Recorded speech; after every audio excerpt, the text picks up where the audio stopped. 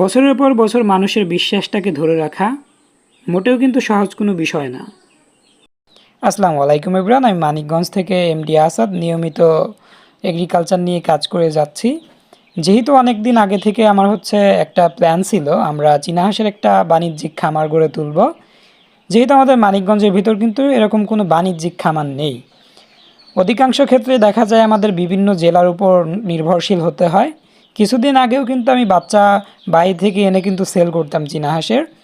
আর এখন আস্তে আস্তে আমি চাচ্ছি আমরা আমাদের র্যাবিট এগ্রো থেকেই চীনা হাঁসের বাচ্চা উৎপাদন করে মানিকগঞ্জ সহ মানিকগঞ্জের বাহিরেও কিন্তু আমরা বাচ্চা পাঠাবো ইনশাল্লাহ। সবাই আমাদের জন্য দোয়া করবেন। আসলে বিশ্বাসটাকে ধরে রাখা মোটেও কিন্তু সহজ কোনো ব্যাপার না। বছরের পর বছর আমরা চাই বছরের পর বছর আমরা মানুষের বিশ্বাসটাকে ধরে রাখতে এবং ভালো মানের চীনা হাঁসের বাচ্চা আমাদের কাস্টমারদের দিতে। সেজন্য মূলত আজকেও 5টা প্যান্স নিয়ে আসলাম, আগে 6টা আছে।